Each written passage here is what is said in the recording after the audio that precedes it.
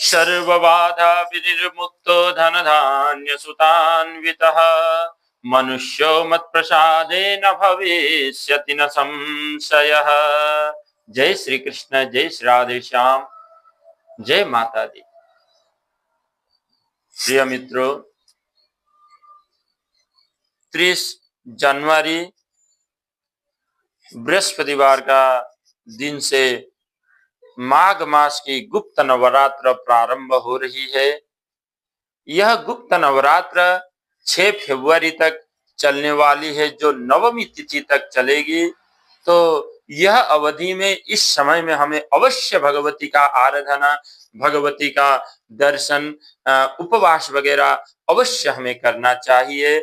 यदि हम लोग भगवती का आराधना करते हैं तो भगवती दुर्गा माँ हमारे सारे मनोरथों को पूर्ण करने वाली होती है, क्योंकि वर्षों में 4 नवरात्र प्रारंभ होते हैं, अथवा वर्षों में 4 नवरात्र होते हैं, जिसमें से 2 नवरात्र को गुप्त नवरात्र कहा गया है। आषाढ़ मास और माघ मास का जो नवरात्र है, यह नवरात्र को गुप्त नवरात्र बोल के कहा गया है। तो गुप्त नवरात्र जो माघ मास की है वह प्रारंभ हो रही है। देवी भागवत में कहा गया है कि चैत्रेश्विने तथाषाढ़े माघे कार्य महोत्सव नवरात्र महाराज पूजा कार्य विशेषतः। चैत्र मास, आश्विन मास, आषाढ़ और माघ मास, ये 4 नवरात्र होते हैं। इसीलिए जो माघ मास की जो नवरात्र प्रारंभ हो रही है, कल से ही प्रारंभ होगी। बृहस्पतिवार है कल, तो कल से ही प्रारंभ हो रही है। तो ये शुभ अवसर में हो सके तो हमें घर में ही भगवती का घट स्थापना करके दुर्गा सप्तशती का पाठ वगैरह हमें कराना चाहिए। यदि वो संभव ना हो तब भी हमें भगवती का आराधना स्वयं होने से भी अवश्य करना चाहिए, उपवास अवश्य करना चाहिए।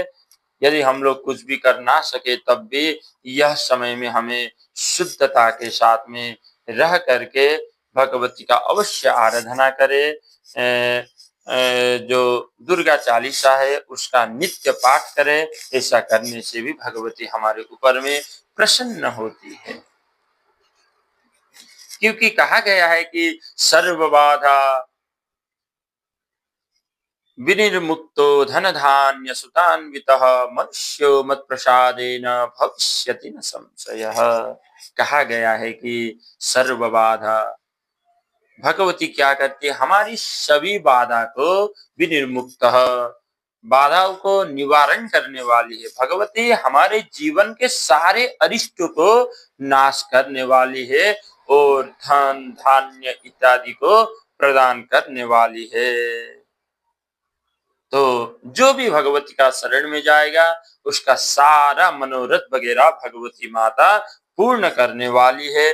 इसीलिए अवश्य हमें यह जो गुप्त नवरात्र माघ मास की है, यह गुप्त नवरात्र का व्रत, भगवती का आराधना, भगवती का उपासना, भगवती का दर्शन अवश्य हमें करना चाहिए।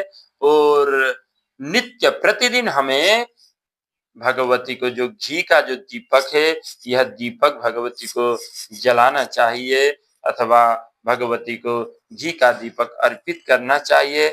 मिष्ठान्न का नैवेद्य वगैरह भगवती को अर्पण करना चाहिए। लाल पुष्प, लाल चावल जो अक्षत है, यह सब भगवती को अर्पण करना चाहिए। भगवती हमारे सारे मनोरथ को पूर्ण करने वाली है।